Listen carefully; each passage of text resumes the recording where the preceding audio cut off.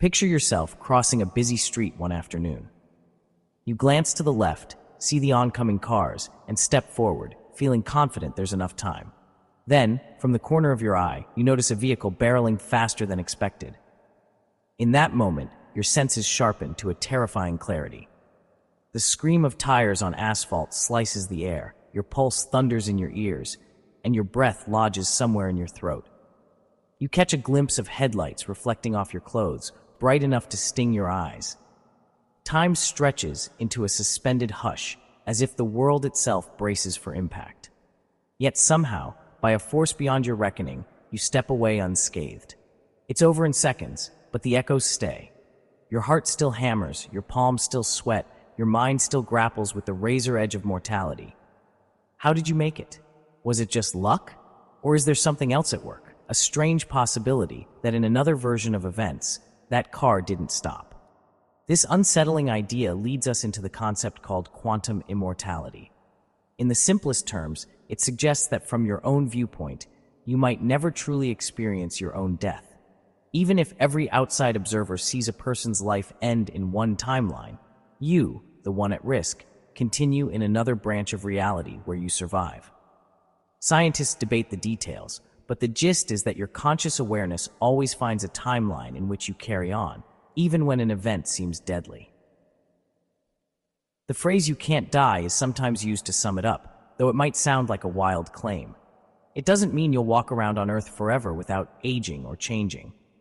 It means that from your perspective, there is no final moment of non-existence to perceive. Awareness flows along a path that avoids the ultimate ending. This theory springs from an interpretation of quantum mechanics known as the many worlds idea. At the tiniest level, particles can exist in multiple states until an observation forces them into one outcome. Many worlds proposes that, instead of a single outcome winning, each possibility spins off into its own separate branch of reality. Quantum immortality extends that idea to you. Whenever you face something lethal, the versions of you that don't survive fade from your direct experience, while the version that remains alive is all you'll ever know. If this holds true, you can't die from your own vantage point. It's mind-bending, and at first, it might feel like a piece of science fiction, but it can also trigger profound thoughts about what it means to face fear and how we find courage. Before diving deeper, consider a small fable that might mirror this idea. A wanderer stumbled upon a hidden shrine rumored to grant whoever entered the doorway the inability to witness their own death. Out of desperation to save a loved one, the wanderer crossed the threshold. From that day forward, any time a situation arose that should have been fatal, the wanderer somehow came out alive. Accidents, battles, even illnesses failed to stop him.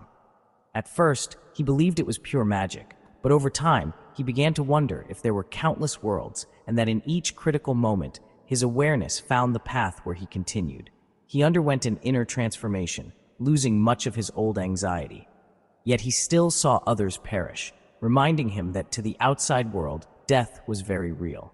Still, he wandered on, touched by a quiet awe that "you can't die," at least from the inside, might be more than a legend.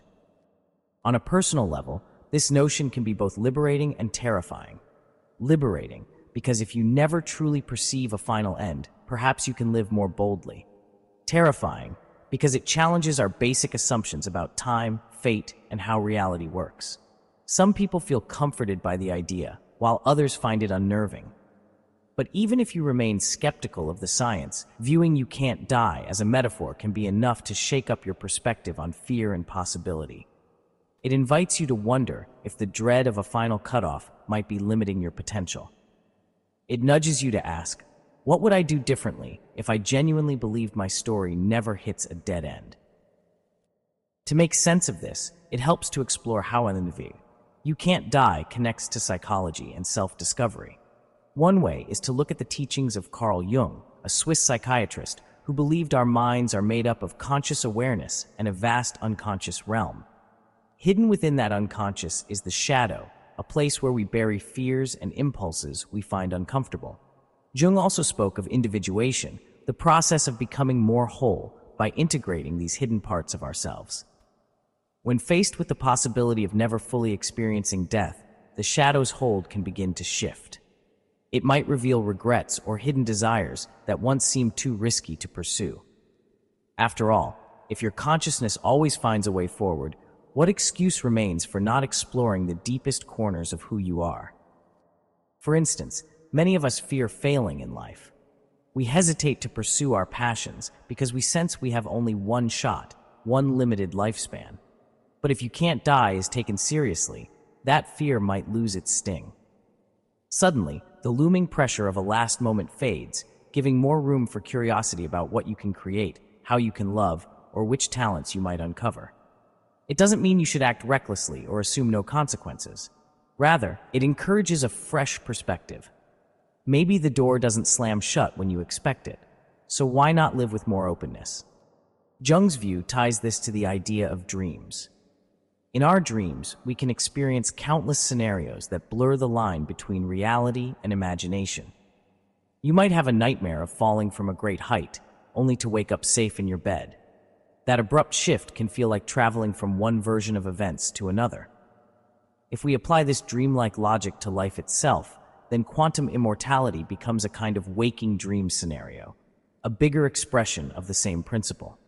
When you think you're at the brink, a new possibility emerges, and that's the timeline where you remain. How literal you take this can vary, but the psychological impact is what truly matters. By daring to entertain the idea that your awareness isn't bound by a final moment, you might gain the courage to examine aspects of your psyche you've kept locked away, whether it's the fear of rejection, guilt over past mistakes, or a longing for change you've never voiced. All of this can unfold quietly, without fanfare, as you go about your day. You might notice that anxious feeling when you consider a big life decision, changing careers, moving to a new place, or committing to a meaningful relationship. That fear can paralyze you if you believe one misstep could cost you precious time you can't get back. But then you recall you can't die, and you recognize that your biggest obstacle might not be mortality at all, but the limitations you've accepted within your own mind. In that small opening, self-discovery arises. You find yourself more willing to see what your shadow has been hiding. Maybe it's an ambition you dismissed years ago. Maybe it's an aspect of your personality you felt society wouldn't accept. By acknowledging that your subjective experience might continue, you soften the excuse that it's too late, or what if I run out of time? When fear retreats, authenticity can finally emerge. Even if you're intrigued by the thought that you can't die, it can still feel overwhelming to picture a world where every near-fatal moment somehow diverges into multiple timelines. On the surface, it clashes with our everyday sense of finality. We see people pass away, hear stories of accidents with tragic endings, and grapple with grief when loved ones depart. Quantum immortality doesn't deny those experiences. Instead, it asks us to look closely at the difference between observing a death from the outside and experiencing it from the inside. In the many worlds view of quantum physics, all possibilities might exist simultaneously, like branches from a single trunk. Where one branch ends, another might continue. For everyone else, you appear gone in the branch they remain in, but your own conscious thread could follow the branch where you survive, possibly without you ever realizing a divergence happened. This idea can be both astonishing and unsettling, yet it offers a chance to re-examine how you approach your life. If you remove the looming final cutoff from your personal perspective, what shifts in your day-to-day mindset? Fear of wasting time or failing might weaken.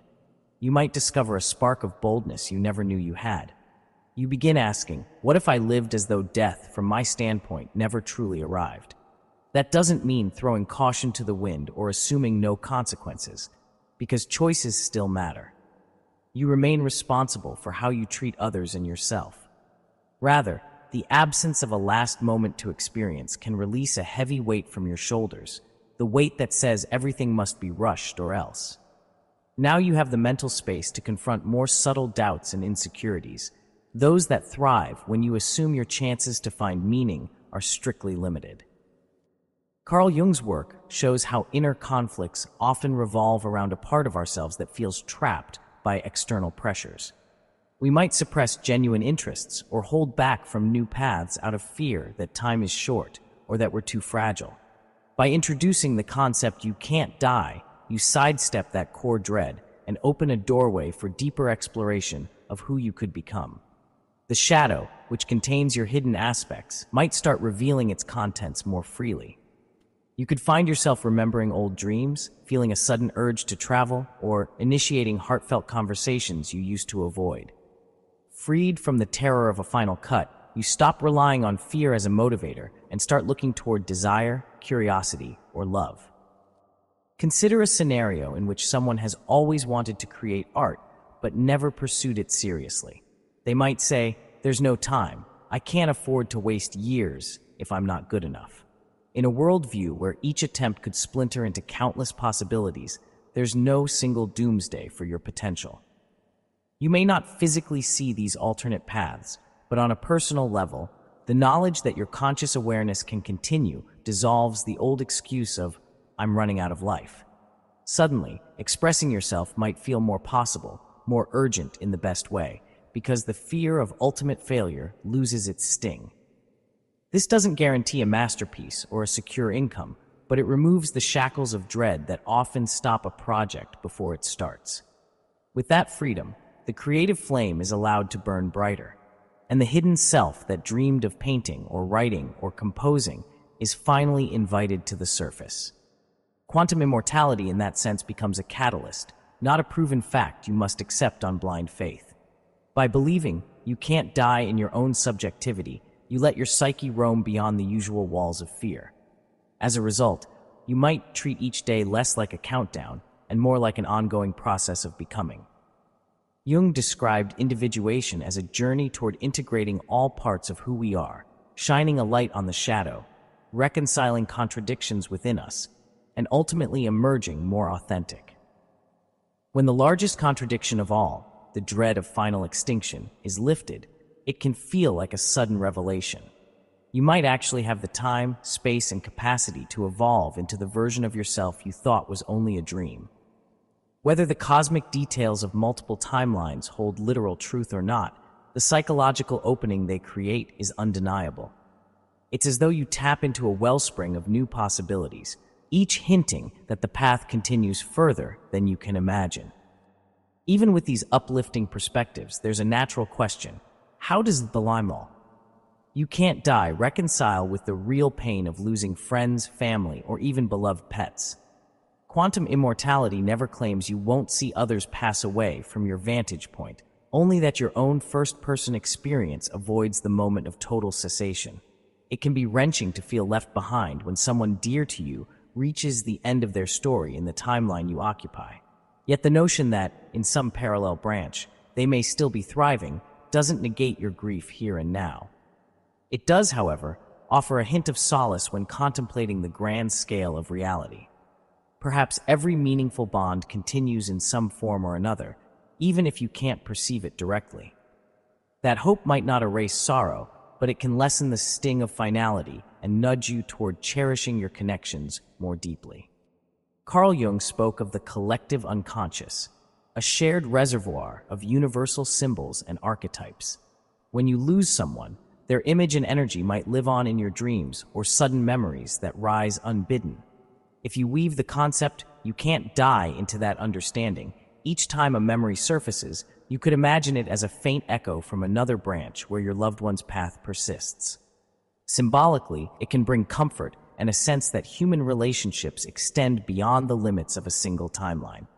From a practical standpoint, it suggests we treat each moment of interaction as if it could ripple across many realities. Instead of letting fear of death guide your approach to others, you focus on shared growth, honest conversation, and compassion. The sense of infinite survival can stir gratitude for what you have now, making those bonds more profound. On an individual level, you can also explore how belief in Nemproth, "you can't die" affects your inner world. If you've ever woken from a nightmare where you seemed to die, you know the rush of relief when you realize you're still here. Quantum immortality extends that sense of relief into a lifelong question mark, a suggestion that you might never encounter a final blackness from your own perspective. That realization can reduce anxiety about the future, inviting you to redirect your energy towards self-expression and self-knowledge. Jungian psychology encourages dream journaling, shadow work, and active imagination to peel back layers of the unconscious. By merging those methods with the mindset that your consciousness doesn't slam into a wall of non-existence, the journey can become more playful and less fraught with dread. You may experiment with aspects of yourself you once dismissed, reasoning that if time or mortality isn't the ultimate concern, the real issue becomes uncovering your authentic nature. Even in everyday routines, from meeting new people to deciding how to spend a weekend, you might notice an internal shift. The typical voice that warns, "Don't bother, there's not enough time, and you might fail," begins to fade. In its place, a gentler whisper emerges, asking, "Why not explore this? There's more space for discovery than you realize." For some, this leads to a surge of creativity or emotional breakthroughs. For others, it's a slow unraveling of outdated beliefs. The external world remains the same in appearance, but your inner experience transforms. Moments of beauty gain intensity, conflicts feel less do or die, and the horizon of your life seems to stretch into a future where new chapters continue opening. You become more attuned to symbolic clues in dreams, random insights, or synchronicities, all of which can guide you to places your old, fear-based logic never dared to consider. Ultimately, "You can't die" is less about claiming immortality as a physical guarantee and more about expanding the boundaries of what you believe is possible. It's a lens that can dissolve the tight grip fear has on your decisions, allowing you to step forward into new territory with steadier resolve. The pain of losing others and the awareness of physical aging still exist, but your personal sense of finality loosens. That shift in perspective can draw out dormant gifts, deepen your compassion, and push you to ask questions about purpose, meaning, and the hidden realms of the mind. Whether you interpret quantum mechanics literally or take it as a metaphor, the psychological payoff can be enormous. You might discover you have greater capacity to love, to create, and to face the unknown than you ever realized. And as you soften your fear of an ending, what remains is the willingness to see how far your inner transformation can go. The question then arises, how do you take this perspective, "You can't die," and weave it into your daily life so that it truly transforms you? One way is to step back and observe how the simple belief in a last ending can color every small decision you make.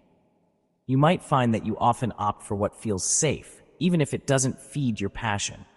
You might let minor conflicts fester because you assume there's not enough time to fully resolve them, or you cling to routines that no longer inspire you, fearing any disruption might be wasted effort. Now imagine how those behaviors might shift if you internalize the idea that your consciousness travels along an ever-continuing path. There is no need to panic about running out of time to unfold your true self.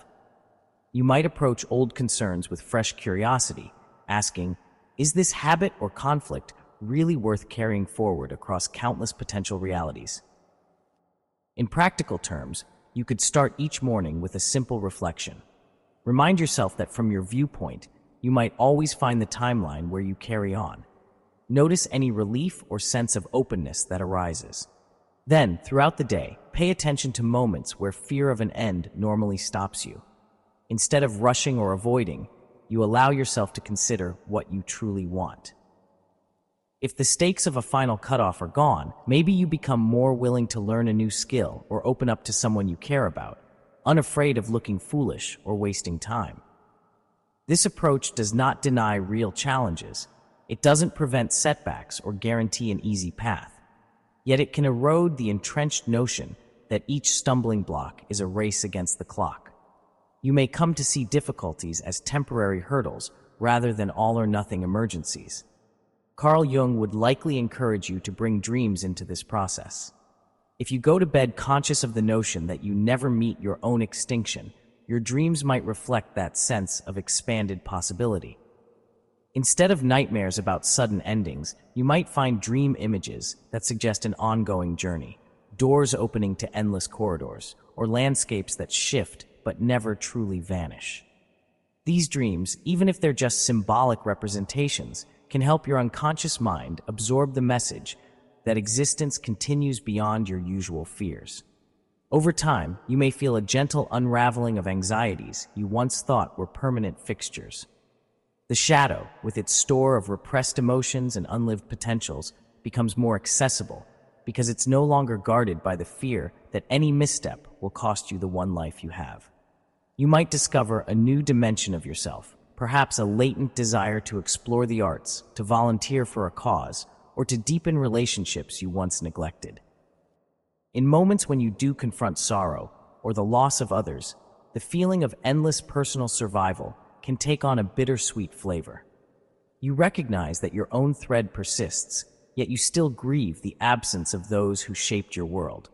The intangible comfort is that they too could persist in another branch of reality, kept alive in ways you can't perceive. It doesn't remove the ache of saying goodbye in your own experience, but it softens the blow of believing they're lost in every sense. Furthermore, it can motivate you to show more kindness, empathy, and compassion. When life isn't a tightly finite resource for you alone, you might be more inclined to share your time, wisdom, and love without the usual reservations. Paradoxically, the fewer limits you believe you have, the more you can offer yourself to those around you. As you deepen this journey, you might also notice moments of profound synchronicity, coincidences that appear too perfect to be random. Jung described synchronicity as a meaningful connection between events, one that can't be explained purely by cause and effect. Perhaps you'll run into someone who offers exactly what you need at the right moment, or a book will fall off the shelf that contains answers to a question you've been pondering. Under the lens of multiple realities, every outcome seems possible, so meeting the right person or stumbling upon the right insight might just be a reflection of your consciousness navigating a branch where such events naturally align. When approached with gratitude rather than skepticism, these experiences can reinforce the feeling that existence is far more layered and mysterious than our typical day-to-day assumptions let on. You may begin each morning not only pondering, "You can't die," but also asking, "What hidden gifts might unfold today if I follow the threads of possibility?" To bring it all together, remember that whether or not quantum immortality stands as literal truth, the psychological impact of believing Grangs. You can't die can be a profound tool for self-development. You're not required to prove the science before you embrace the freedom it suggests. You can use it as a thought experiment or metaphor that lifts the burden of a looming finale, allowing you to inhabit a mindset where creativity, compassion, and courageous exploration are more accessible. The greatest obstacle often lies not in the shortness of life, but in the ways we've internalized the fear of an ultimate full stop.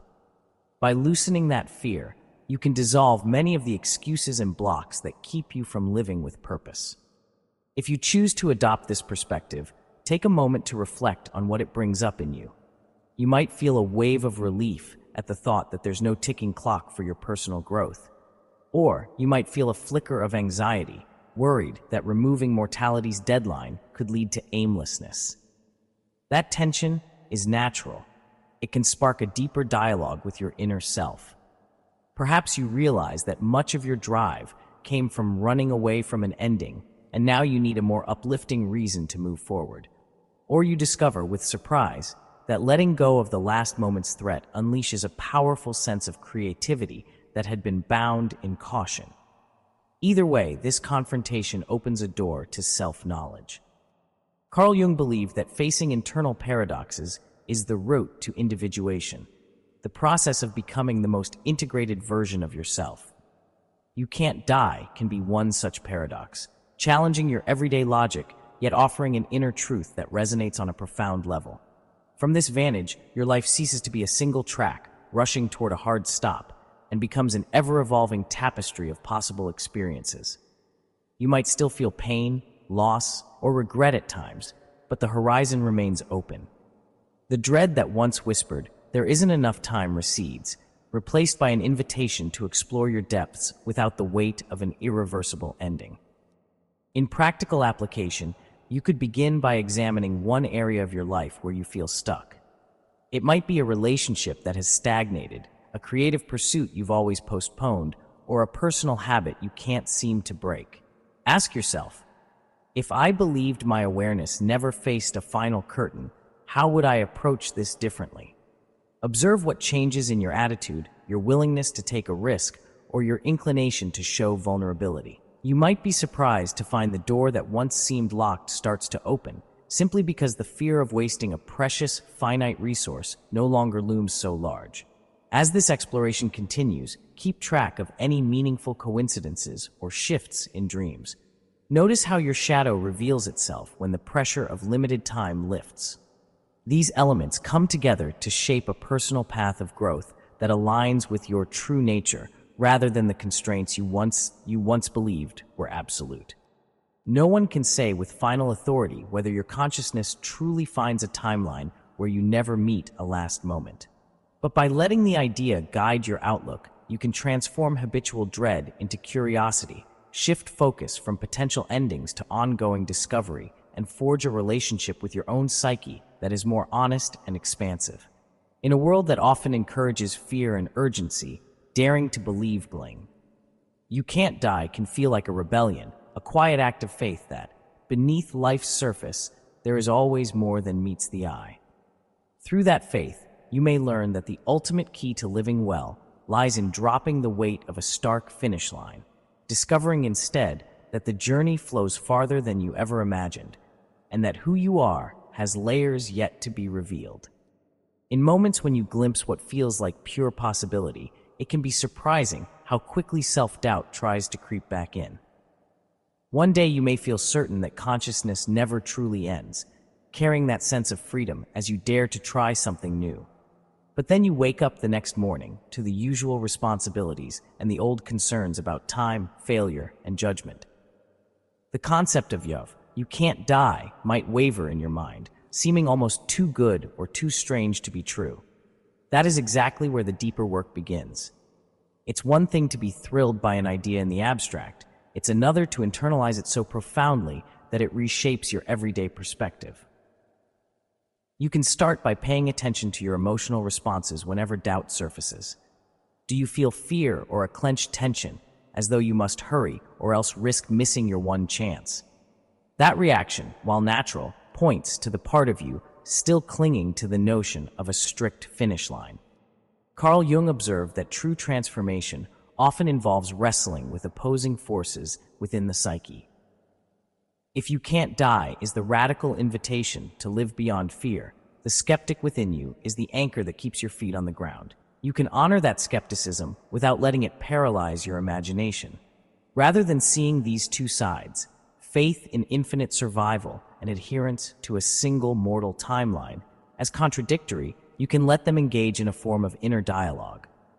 Ask yourself why you still fear a final end, even if you intellectually accept the possibility of many worlds branching. Does the fear come from a deeper need for security or control? Does it spring from a reluctance to relinquish the structure of a beginning and an ending? Understanding the root of this tug-of-war can open new insights into your subconscious motivations. At times, you might feel the weight of the outside world pressing in. Family, friends, or colleagues may have little interest in hearing about quantum theories or multiple timelines, especially if they are practical types who prefer tangible evidence. In such cases, it can help to remember that doubts, "You can't die," is not solely about proving a concept to others. It's about how you relate to your own sense of meaning and possibility. Even if you keep your beliefs mostly to yourself, the shift in your demeanor and decisions can speak volumes. Others might notice that you've become more at ease with challenges or more resilient in the face of setbacks. They might see your willingness to explore the unknown and wonder what has changed in you. When asked, you can share as much or as little as feels right, focusing on the personal transformation rather than a need to convince. Alongside this, dreams may continue evolving, reflecting how each new understanding burrows into your unconscious. For instance, you might dream of yourself standing on the edge of a vast chasm, a place that once filled you with dread. This time, you feel a quiet confidence that there's a bridge waiting, or that you can soar across. Whether you interpret the dream as a literal message or a symbolic echo of your waking thoughts, it can reinforce the sense that you're no longer bound by an inevitable conclusion. You can use such dream images to deepen your self-reflection, perhaps through journaling or guided visualization, allowing the subtle shifts in your psyche to take root. This isn't a quick fix. It's a gentle, ongoing process of loosening fears and reorienting toward an expansive view of who you might become. Life's normal pains and joys continue throughout it all. You might still face stress at work, disagreements in relationships, or the pang of someone else's passing. Yet these events, while significant, need not dominate your sense of self. By reminding yourself that you can't die, you maintain a thread of possibility that keeps leading you forward, hinting that each challenge is just one scene in a grander adventure. Instead of feeling cornered by problems, you see them as stages for growth. Instead of freezing up at the thought of getting older, you realize that from your vantage point, new doors may always appear. This perspective doesn't cancel grief or disappointment, but it cushions them with the knowledge that endings and beginnings might be more fluid than they seem. The days become less about fighting against the clock and more about unfolding the richness of each moment, trusting that the journey from within is ongoing. To truly make this shift enduring, consider how you want your story to read if it indeed stretches indefinitely. If you can't die in the sense that your consciousness always finds a reality where you go on, what do you want to fill those extra chapters? Some people might set lofty goals, like writing a series of novels or traveling the world without fear. Others might focus on deeper inner work, aiming to resolve buried emotional wounds or cultivate a sense of spiritual peace. There is no single right answer, because the beauty of endless possibility is that it honors your unique path. You may find that the same tasks you once approached with dread, organizing finances, learning a new skill, reconciling with someone after a falling out, now feel more like portals to unexplored versions of yourself. Freed from the shackles of finality, you take them on with fresh eyes, seeing each one as an integral step rather than a race against time. Along this journey, there's a certain grace in remaining humble. Even if you can't die gives you a bold sense of invincibility. It doesn't guarantee perfect outcomes or shield you from emotional pain. People in your world will make choices of their own, some of which might hurt or confuse you. Circumstances beyond your control can still bring loss, and your body will age in the timeline you inhabit. Yet humility lies in acknowledging that quantum immortality, for all its sweeping implications, remains a mystery that can't be fully proven or disproven by everyday logic. What matters is how you use the possibility to foster growth and reduce needless worry. That blend of open-minded wonder and respectful caution can keep you balanced. It lets you dream of endless horizons without dismissing the real challenges that call for empathy and action. In a sense, You Can't Die becomes an anchor for a deeper kind of faith, one that doesn't rely solely on